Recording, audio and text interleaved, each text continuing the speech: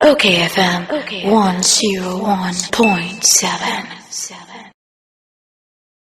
Na ye na Agyei Sikapa ye gya ne kwan kra na yenko ayie epa so ho yenko ne ekọ ho egya kwabena ewo ahoma so egya kwabena egya na boko de o na so do sense na nye boko sa adi ato get to be ka se boko nye boko na egya wo phone ye ma ye emu etwesi afi da ho kakra wadama kwame afi de ya o to eye mete o kapa na Agyei Sikapa yi ase na ehwo te sei na ne emesi ko twamfoni che tefo yo kwame mama mo kwa by the Presbyterian Church of Ghana Salvation Congregation all my seven new Achimota na na Agyei Sikapa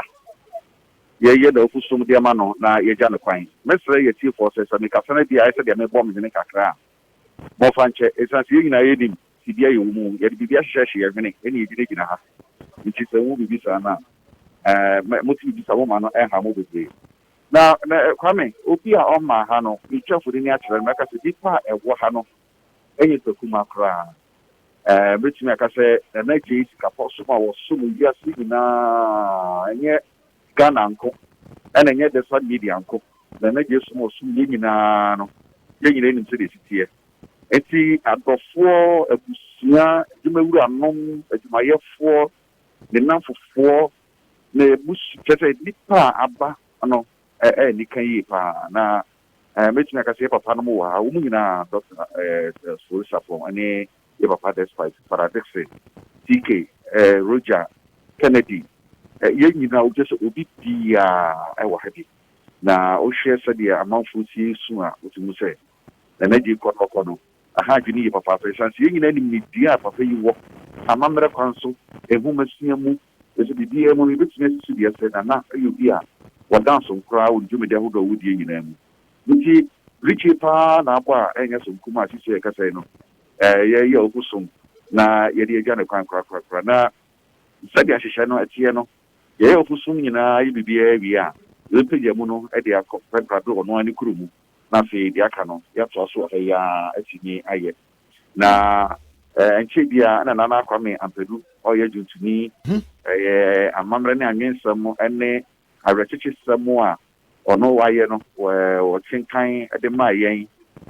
o despite the mako no din wo kinkan de ma yen a sisi akra na wo wie nti aha yedin ayi roko esanse enfia dudum num nim dia wo kwame wonim bia nim dia wo wo de ko no o se despitemedia ya hwra de sanso na o my Ghana ya hwra de sanse sanim dia wi ye benya bi mpa menyi ni se eri na die no e be hia da oh neti se ya no amamre ne amane aye ya amano no e betwa ebreben na de matie so ne se yesi ade ne bekọ ono ankasa ne krom ahafo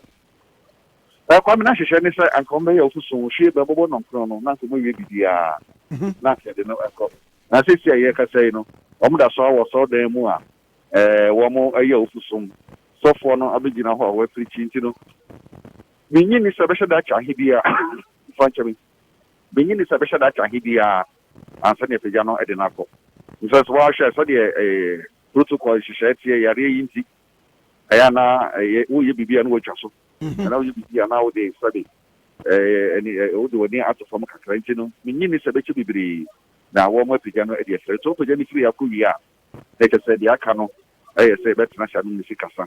na se de hwehwe protocol so ho do no no smart ne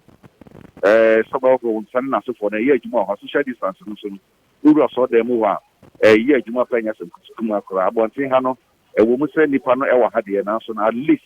otumu se ye nyi ni gidigidi se de na ka bia se yare ni wa ka o me ye no nti ni nyi ni se be che bibiri bia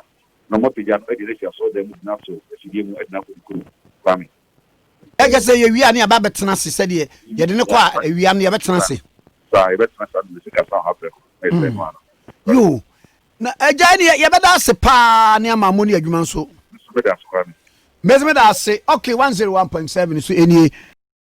okayfm 101.7